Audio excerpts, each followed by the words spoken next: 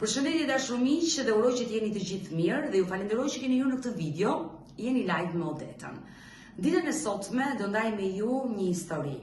Historinë e një vajze shqiptare, pikërisht historia e Mbaresa Kumbriës.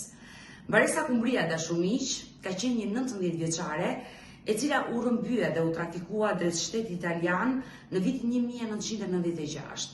Dhe personi që e çoi drejt trafikantëve ishte djali i hallës së saj. Familja Kumbria ja dëgjoi vetëm një herë zërin vajzës, kur ajo mbërriti në Bergamo të Italisë. Mbaresa i telefonoi dhe u tregoi se ishte shëndoshë mirë dhe më pas ata nuk mësuan asgjë, çfarë ndodhi me jetën e saj pikërisht në shtetin italian. E kërkuan kudo, bën denoncim në polici familjarët, shkuan në studio televizive, në studio të ndryshme televizive, kanë ardhur në studion time në Pajgjurm, udhëtuan dhe drejt Italisë, ku bën denoncime edhe në shtetin italian dhe kërkuan edhe në një emision analog, siç është Pajgjurmi, pikërisht në këtë vend Kilavisto. Por fatkeqësisht ata morën një lajm të hidhur për vajzën e tyre dhe arritën të zbulonin se Mbaresa Kumbria ishte vrarë, ishte masakruar një muaj pasi kishte mbërritur në Itali dhe dyshohej se ishte vrarë pikërisht nga tutori i saj.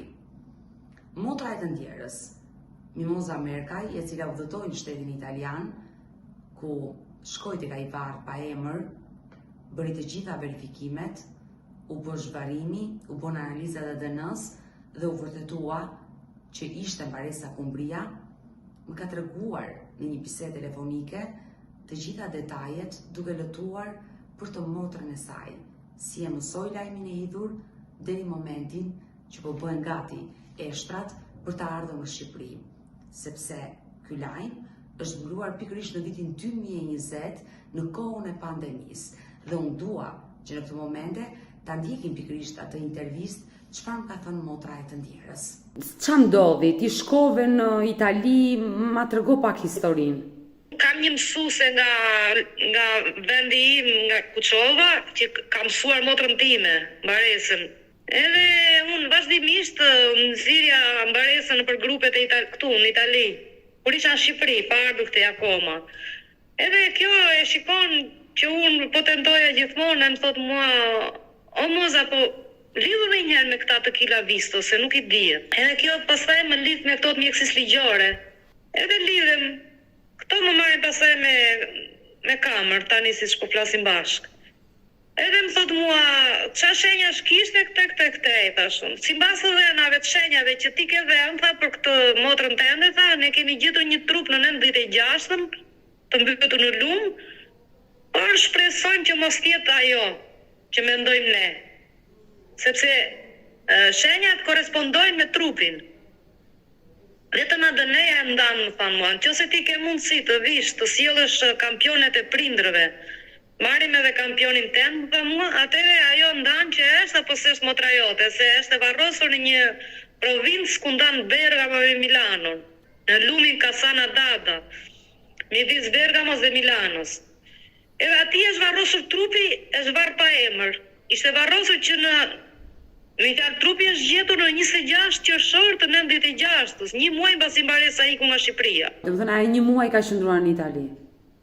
Një muaj, mbas një muaj e kanë vrarë, edhe unë sipas asaj imagjinatës time, sepse janë të dhenat që është gjetur trupi, i jepen edhe çfarë kishte veshur në trup. Ajo është vrarë në shtëpi, janë përleshur në shtëpi. Edhe si duket e ka lënë pa ndjenja, është vrarë, mi fjalë iku mbaroi, e ka mbyllur në pesë, e ka gjetur në lumë. E gjetën të lagur, se fotot që pashun ishin me flokë të lagura, të nxjerr nga lumi.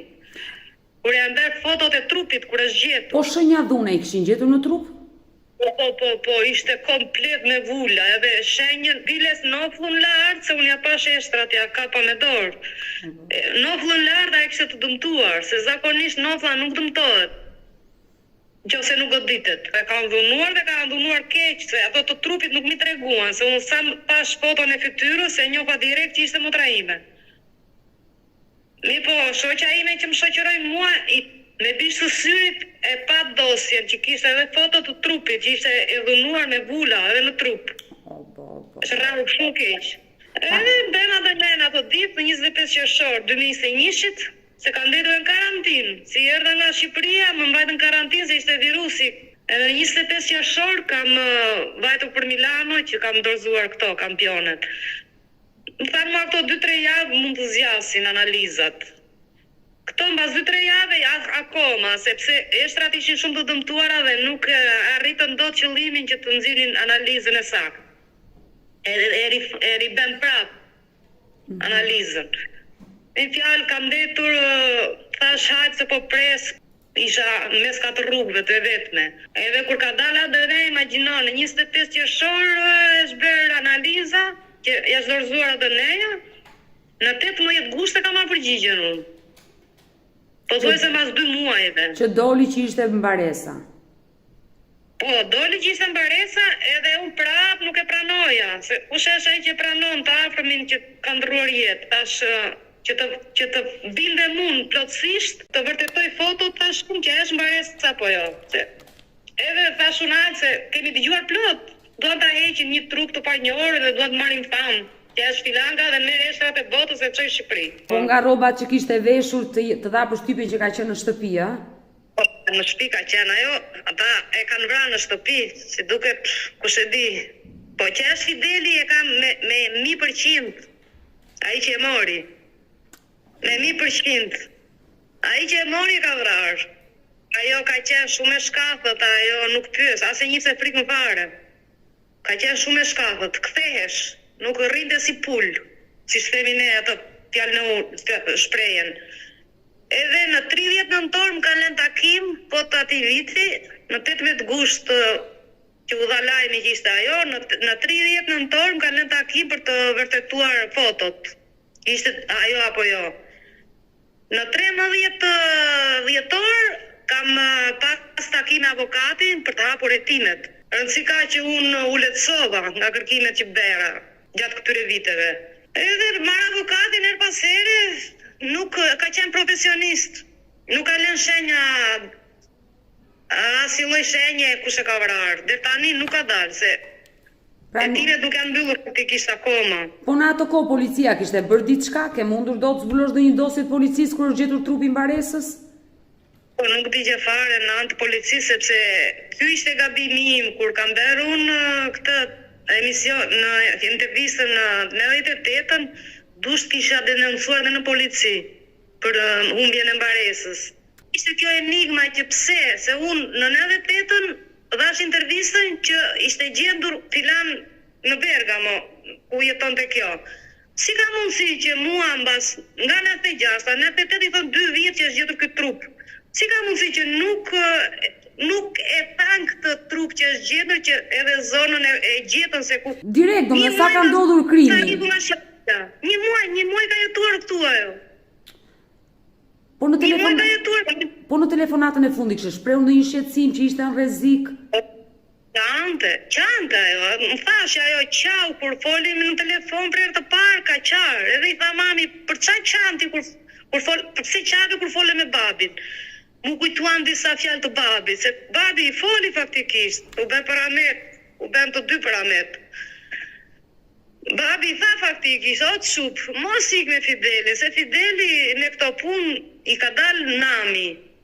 Po ja është Luli në këtë mes. Luli, ku ka më të hapër se djali hallës, vlla? I besoj djalit hallës, dhe me Fidelin ajo nuk njifësh. Ajo është njohur të shtëpia e Lulit, te djali te halla. Marr njëri për gjithmonë, e mori babi me vete, se babi vinte shpesh la pardha. Edhe i tha kjo se kjo ngjitesh gjithmonë mbrapa. Edhe gjyshes ramet ketë, edhe kjo i ngjitesh shumë mbrapa gjyshes. Kudo që të vinin prindrit në një sebeb kjo nga mbrapa gjithmonë. Edhe atë ditë i thot babit, "Dive unë me ty mos ik vetëm." Hajde i thot ky. Dhe nuk ishte për të njohur me Fideli, po mos kishte vajtur atë ditë halla. Atë ditë Fideli e ka parë atje te halla dhe i tha, e bleu. Lulin ai e bleu, Lulzim Saden. Djalin e hallës time, e bleu me lek. E shiti ai motrën time për lek. Sepse kur martoi motrën e vet, ky mbas 2-3 viteve e ftoi Maresa kishte humbur, kishte 3 vjet e humbur, pa asnjë gjurmë. Ky e ftoi Fidelin në dasëm të motrës. E kuptoj. E kur veti ky djali hallës tjetër, që rri në Berat sot, i tha, po ti nuk e turp, i tha, ku e ke dajën, se babi shkonte me të halla, daja i vetëm, kur martoj gjitha ato fëmija halla ine, babi nuk vajti, edhe kur i vdiqi shoqi, nuk vajti babi, s'mori pjesë, që kur humbi mbaresa, nuk hube me të motrën. Ku e ke çupën e dajës ti, ku e ke dajën sot, i tha, daja du t'ishte qosheja, i tha, si çka ardhur tek ne, i tha, kur i martuar ne. Djali tezës në djalë tezës, djali allës tjetër. Edhe Fideli ishte lekët, tha i kështu. I kështë thënë ky shoku babi. Ore fati, tha, shqyqy që serde, tha. Do kështë parë Fideli, tha, di si ishte atë lekun. Po lekë femrash, se po ta kishin e djerës, nuk e ishte lekun ashtu, në dasëm. Të kesh turpi, tha, djali halës tjetër.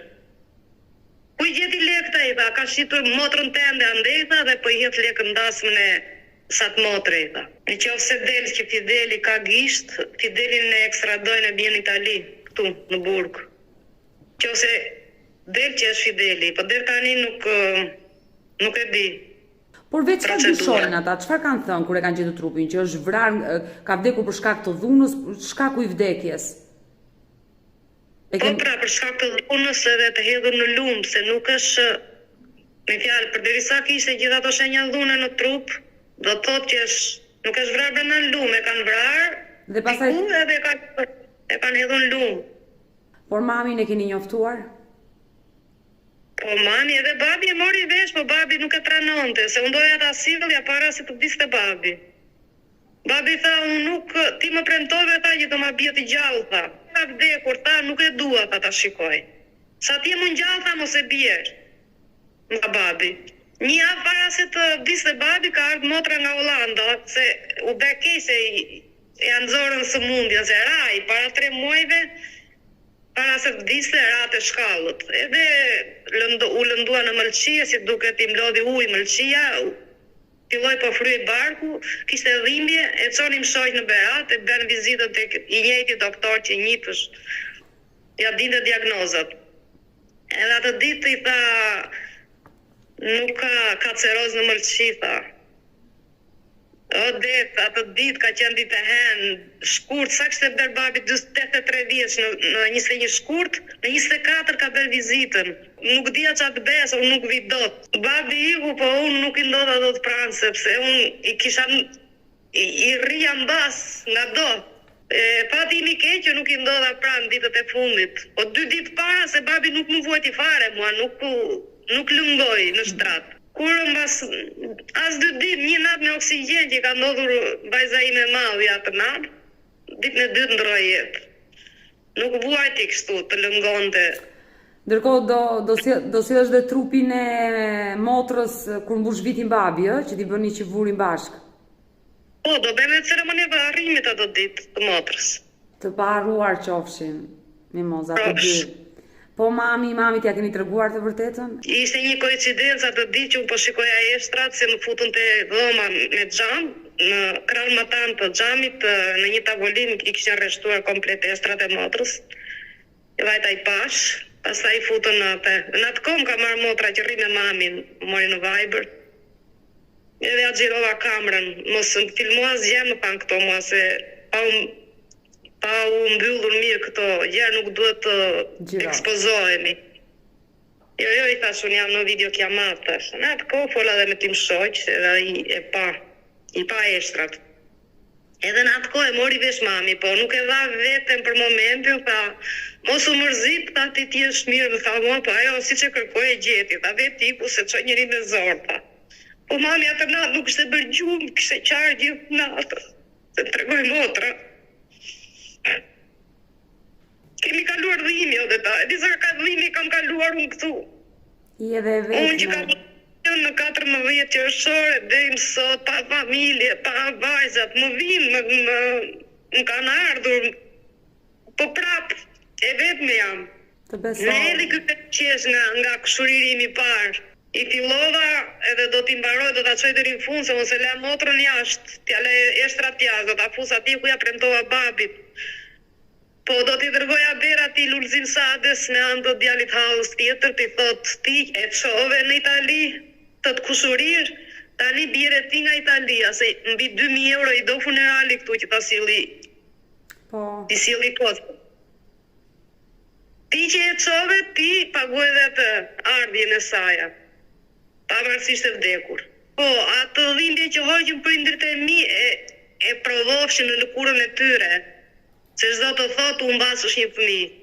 Ata, ajo dorë që e hoqi qape. E kam thënë në emision kur kam qenë aty që gjalla vdekur do të gjej, kudo që t'jesh, edhe poshtë burve. Nuk e di se e mban mend apo se mban mend. Unë do ndaloj së të kërkuari, kudo që t'jesh, se e gjallë se e vdekur. Babi se besonte sepse kishte dëgjuar zërat, jo e pam këtu e pam atje. Jo, më thoshte babi mos, është e vërtet. Filani nga Kuçova tha e kemi pa në Belgjik, tha tjetri tha e kemi pa në Rom. O ba, këta janë të futur nga vetë personi që ka vrarë për të humbur gjurmët.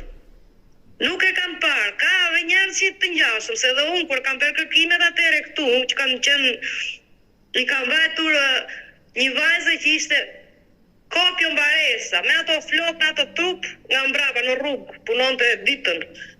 Edhe i kam vajtur me fotografi edhe deshta kanë hequr qafe.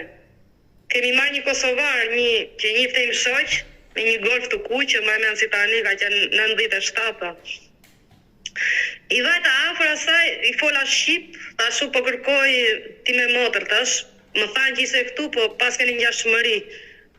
I tutori si duket ishte afër, e ruante, se i ruanin, kishin allë se mu iknin, u denanconin, e na ka ndjekur o det, po ka bërë një shpejtësia i kosovari, i kemi i humbur sysh, se desh na vran, menduan se do t'i merrim gocën e rrugës. Unë kisha hallë, unë kërkoja motrë, unë s'kisha ndërmend të merja çupat e botës, se ku do t'i çoja. Qa të bëj, Odet? Është edhe im shmet, kesh një motër, e kisha motra kanë shumë, po ne kemi pasi marrëdhënie të jashtëzakonshme ne të dyja. Ne ishim afër njëra tjetrës. Tani të paktën ke një varr ku ti çosh një lule. Po. Se dhe ashtu pa gjurmë, me humbur, ishte një plak që... Ato ditë që kam vërtetuar fotot, kam përjetuar edhe dhimbje, po edhe një lehtësim, një barë që e shkarkova. Edhe unë jam ngushëllime familjes Kumbria, një lajm vërtet i hidhur që të gjithë u mërzitëm kur e mësuam fatin e trisht të mbaresa Kumbrias, ndërkohë që ka nisur tashmë hetime dhe uroj të zbardhet e vërteta të mësohet kush është autori dhe të përfundoj pas hekurave, sepse mori jetën e një 19 vjeçare shtetin italian duke vrarë, duke masakruar, duke dhunuar dhe duke hedhur në një lumë në Bergamo të Italisë.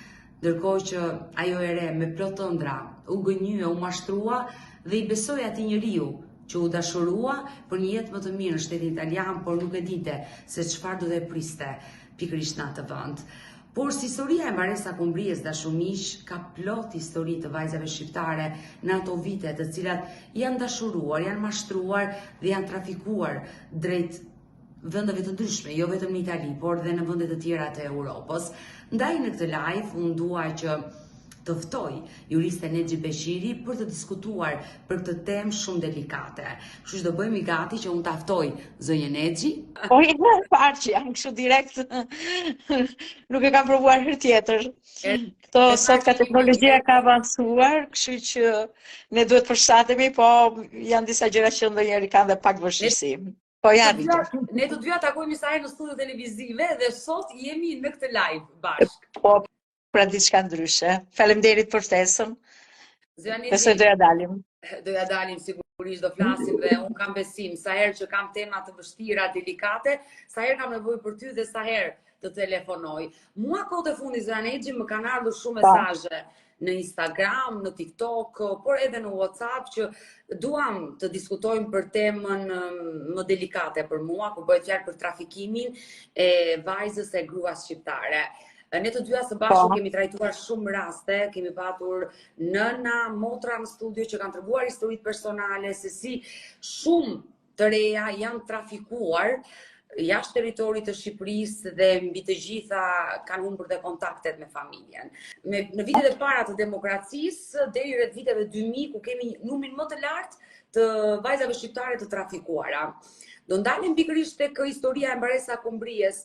Problemi sot tek ajo familje është që A mundin ata të nisin hetimet dhe pse kanë kaluar plot 28 vite për të denoncuar personi që ata dyshojnë që mund të ketë bërë këtë krim?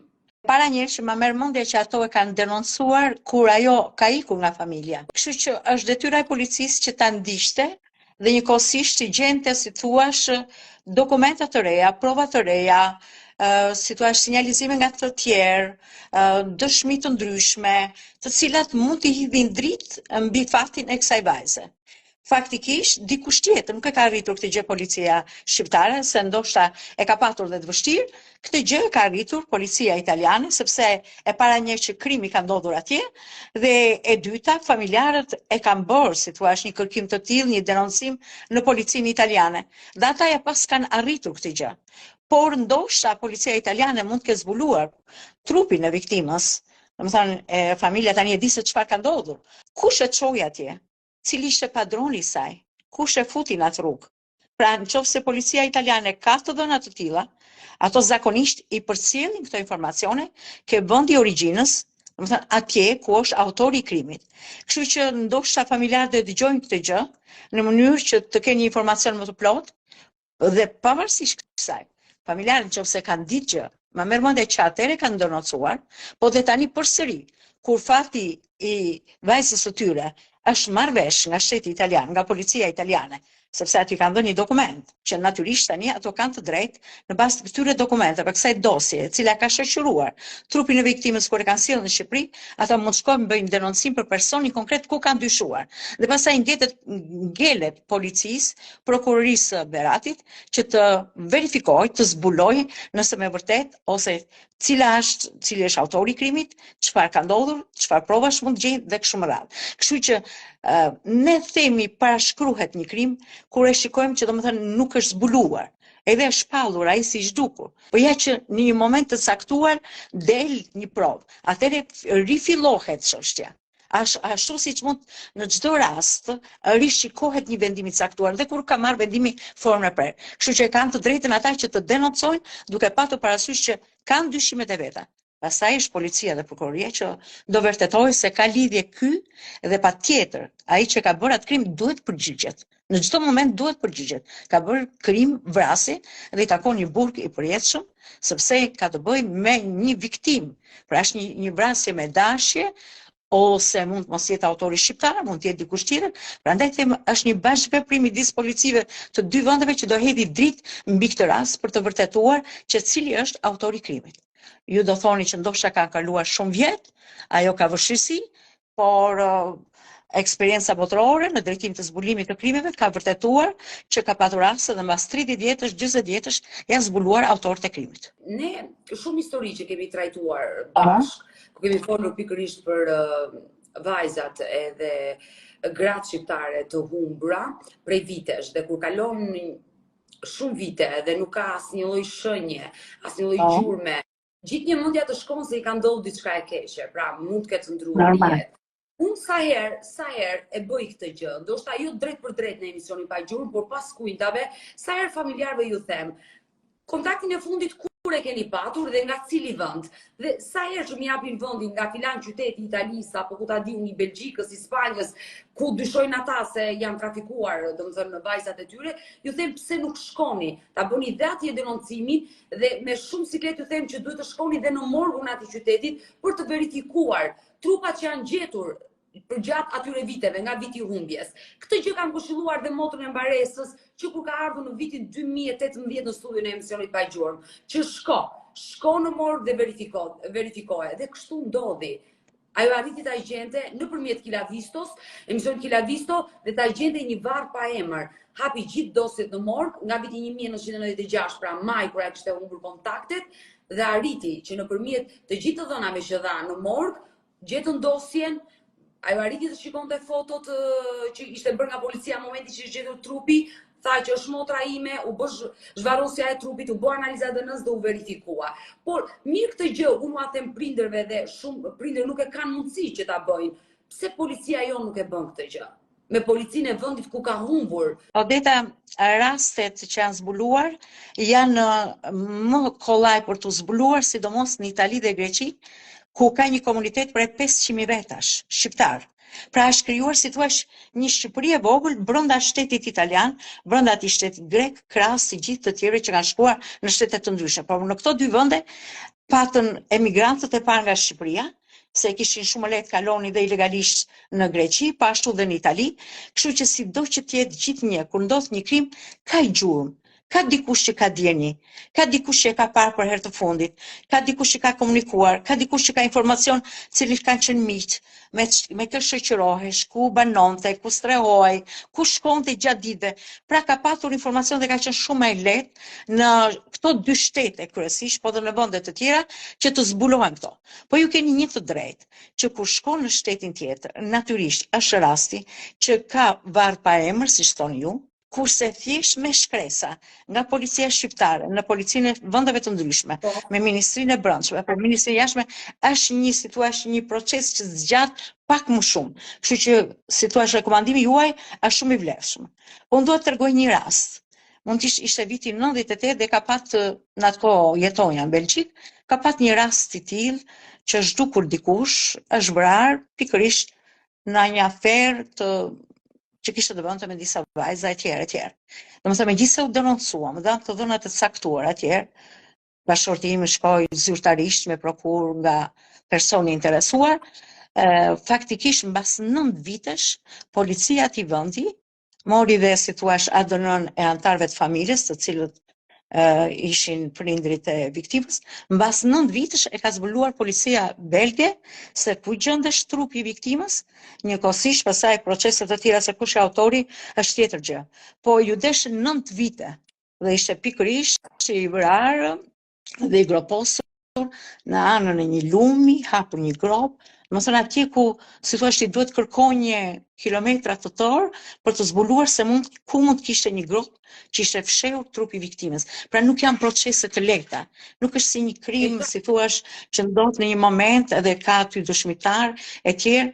Këto janë si thua, ka qenë koha që ka lëvizur shumë shqiptar, trafiku prostitucionit dhe klandestinëve ka patur shumë zhvillim, domethënë ka patur, si thua, afera nga më të ultat, më makabre, që kanë shkuar në mbytje gjatë duke shkuar me gomone, ka shkuar në vrasje, në tortura të vajzave dhe grave shqiptare, pra ka patur fenomene shumë të rënda, të cilat e kanë mënduar, kanë prekur pafund familje shqiptare.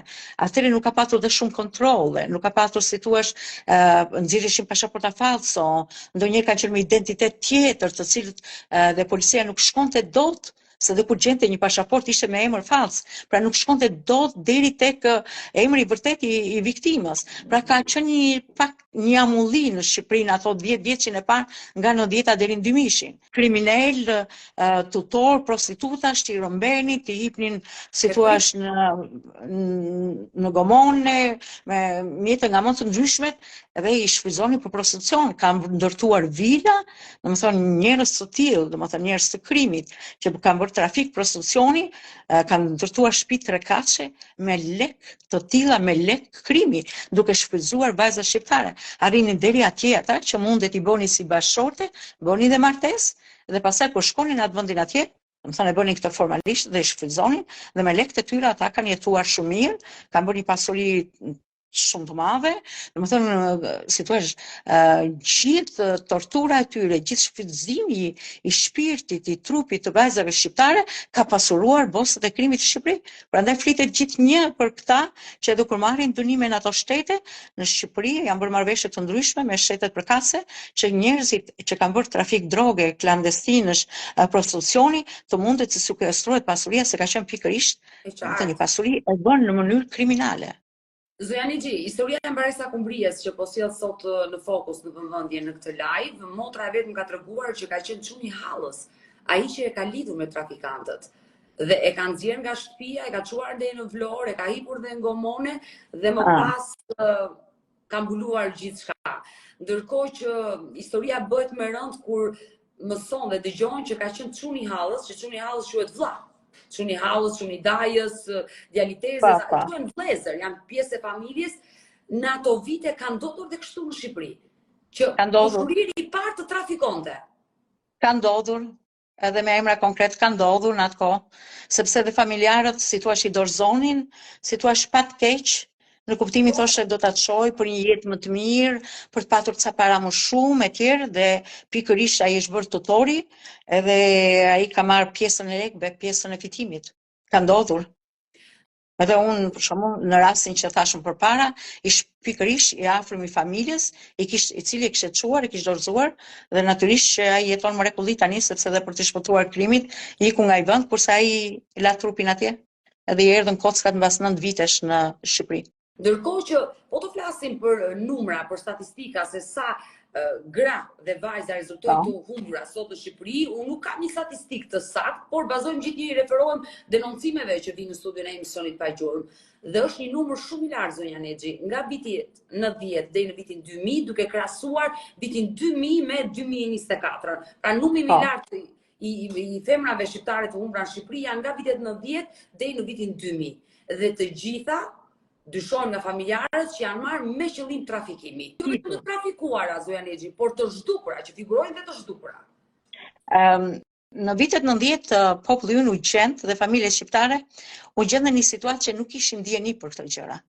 Dëshira ishte shumë e madhe, ndroi sistemi, dëshira ishte për të njohur botën, për të krijuar disa të ardhura më të shumta në krahasim me ato që krijoheshin me ato paga shumë të urta që ishin në Shqipëri në vitin 1990, për të krijuar një të ardhme, për të ndërtuar familje. Kështu që çdo vajzë shqiptare e moshës 18, ka shku dhe vajza 16 vjeçare, edhe familjet si thua nuk është si tani, që bëjnë shumë kujdes. Më thonë edhe e dinë se çfarë ka ndodhur, se çdo lloj përvoje që krijohet, qoftë pozitive, negative, është një mësim për njeriu. Njeriu mëson nga libri shumë, nga shkollimi vet, nga leximi, por përvojat që njeriu ndesh në jetë, qoftë pozitive, qoftë negative, si thua e bën njeriu që ta arsyetoj shumë herë më tepër. Tani familjarët, prindrit, vëllezërit, motrat, kur bie rasti për të lëvizur dikë jashtë Shqipërisë, domethënë duan që të jetë sa më garantuar. Prandaj edhe krejt ndryshe nga vitet 90 deri në 2000, Shqipëria u hap, në vitin 2011 u hoqën vizat, kështu që krijuan mundësi për të lëvizur më lishëm, por gjithnjë me shumë kujdes nga familjarët apo nga personat për të ruajtur për të siguruar për jetën e tyre, për të shkuar në vende të cilat kanë dhe një lloj garancie. Pavarësisht se njohim rastin e Anglisë që shkonin dhe me gomone, lulëzimi i klandestinëve, i transportit me gomone, etj. Mori një hof shumë të madh që u desh ndërhyrja e shtetit, një marrëveshje midis shtetit anglez dhe shtetit shqiptar, në mënyrë që të vihesh në ujdi dhe të rregulloheshin parametrat dhe solli rezultatin që ra menjëherë. Numri i klandestinëve, emigrantëve të paligjshëm që shkuan në vitin 2023 ishte më i vogël nga i viteve të mëparshme në Angli. Po kështu dhe në vende të tjera. Pra, pati një kombinim, domethënë bazë vitit 2011 i liberalizimit të vizave, por njëkohësisht i përvojës që njohon njerëzit nga rastet e këqija që çonin deri dhe në humbje jete, njëkohësisht dhe nga një vëmendje e shtetit, e policisë, e kontrolleve të shumta, në mënyrë që ai që ikte jashtë të kishte një identitet të caktuar me një pasaportë vërtet të situash të kontrolluar, rastet e falsifikimit sa erdhën në minimum u zvogluan, sepse edhe njerëzit që i bënin ato situash u dënuan penalisht, kështu që kjo ndihmoi që detyrimisht në uljen e numrit, si thua, të vajzave që janë trafikuar jashtë. Mirë, kemi ardhur në fund edhe për këtë live. Ju falenderoj që qëndrua deri në fund dhe pat këtë video. Mos harroni të abonojeni në kanalin tim zyrtar në YouTube Odeta Dume Mandro dhe të lini poshtë komentet tuaja. Ju falenderoj, mirupafshim.